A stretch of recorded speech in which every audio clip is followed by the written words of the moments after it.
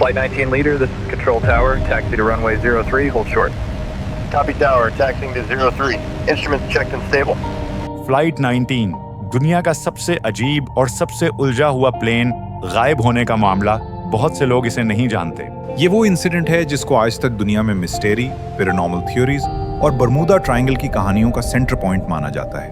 5 navy के torpedo bomber planes, बेहतरीन और टॉप ट्रेन पायलट्स, बिल्कुल साफ मौसम, एक नॉर्मल ट्रेनिंग मिशन और फिर अचानक पूरी फ्लाइट गायब। ऐसा क्या हुआ कि आज तक ना कोई प्लेन्स मिले, ना कोई बॉडीज और ना ही कोई निशान।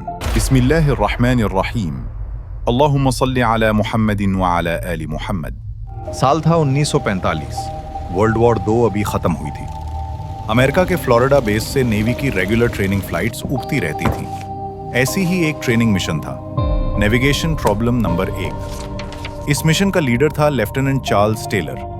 2500 घंटे से ज्यादा फ्लाइट टाइम और हाईली एक्सपीरियंस पायलट। फ्लाइट में टोटल 14 क्रू मेंबर्स थे और 5 प्लेन्स, हर प्लेन एक TBM एवेंजर टॉर्पीडो बॉम्बर। इन सब का मिशन बस इतना सा था, बेस से उड़ना, ईस्ट की तरफ समुंदर पे प्रैक्टिस बम्बिंग करना, फिर नॉर्थ वेस्ट मुड़ के वापस बेस आ जाना। 5 दिसंबर 1945। वक्त था 2:10। मौसम साफ था। Flight 19 leader, this is Control Tower. Confirm engine run-up complete. Tower, engine run-up complete. All gauges stable. Requesting taxi clearance. Flight 19 leader, cleared to taxi to runway 03. Maintain slow roll and hold short. Roger that, Tower. Taxiing to 03, holding short. Flight 19 leader, you are cleared for takeoff. Winds calm. Runway 03 is yours. Tower, Flight 19 rolling. Beginning takeoff run now.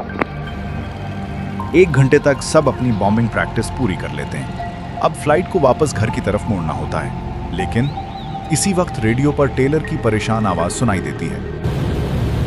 Something is wrong. I can't make out where we are.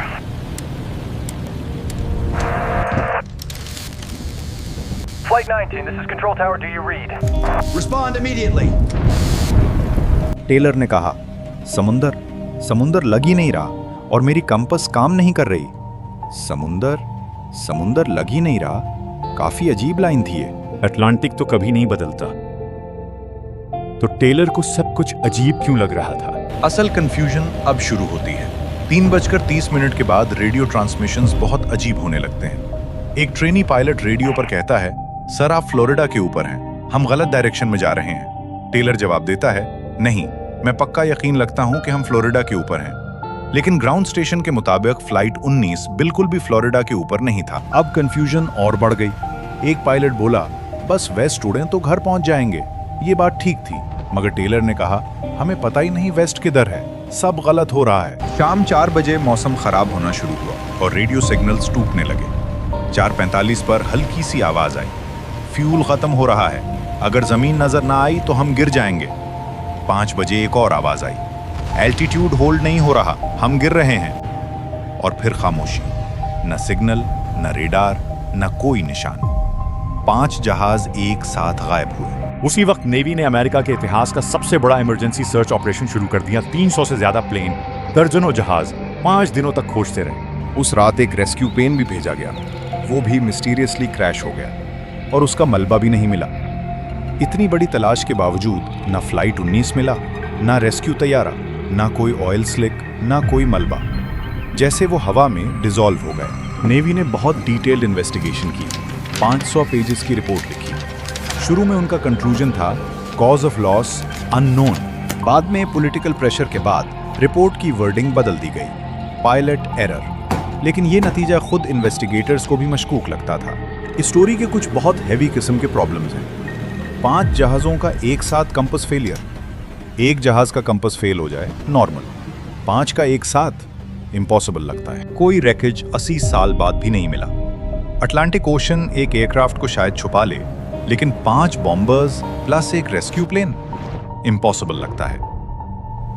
अब आती है असल story, जिसे इस incident को छुपाने के लिए मशहूर किया गया, the Bermuda triangle, paranormal dimensional rift, यानी एक ऐसी जगह जहां जहाज, कश्तियां, सिग्नल सब गायब हो जाते हैं, गोया किसी और ही डायमेंशन में चले गए हों। ये ट्रायंगल अटलांटिक ओशन के बीच 3 पॉइंट्स को जोड़ती है, फ्लोरिडा, बर्मुदा और पोर्टो रिको। इसी जगह को लोग डेविल्स ट्रायंगल भी कहते हैं। दुनिया भर के जितने मशहूर प्लेन और शिप डिसअपीयरेंसेस हैं, उनमें से बड़ा हिस्सा इसी ट्रायंगल में दिखाया जाता है। लोग कहते हैं कंपास गलत चलते हैं, सिग्नल्स डिस्टर्ब हो जाते हैं, मौसम अचानक बदल जाता है, अजीब फॉग और लाइट्स नजर आती हैं। साइंस इसे एग्जैजरेशन कहती है, लेकिन हकीकत यह है कि यहाँ कई ऐसे वाकयात हुए जिनका कोई वाज़ेह जवाब नहीं मिलता।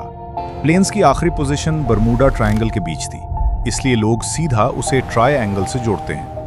टेलर का कहना, कंपास काम नहीं कर रहा, ओशन अजीब लग रहा है। वही चीजें हैं जो पहले भी यहाँ देखी गई हैं। कुछ लोग मानते हैं कि जहाज इलेक्ट्रोमैग्नेटिक फॉग में फंस गया, जिससे आलात फेल हो गए और रास्ता गुम हो गया। सिंपल बात यह है, अगर एक प्लेन क्रैश हो जाए, नॉर्मल एक्सीडेंट, 2 हो जाए, बैड लक, लेकिन 5 navy bombers plus 1 rescue plane सब एक ही एरिया में गायब हो जाएं और सालों बाद भी कुछ ना मिले, तो लोग नेचुरली ट्रायंगल को ब्लेम करते हैं। और जहां मिस्ट्री हो, कहानियां, डॉक्यूमेंट्रीज और थियोरीज तो बनती ही हैं। दोस्तों, फ्लाइट 19 सिर्फ एक एक्सीडेंट नहीं, ये बरम्यूडा ट्रायंगल की दुनिया का सबसे आइकॉनिक चैप्टर है। अगर फ्लाइट 19 ना होता तो शायद बरम्यूडा ट्रायंगल इतना मशहूर भी ना होता। अगली वीडियो तक मुझे दें इजाजत। अल्लाह हाफिज। सब्सक्राइब करना ना भूलिएगा।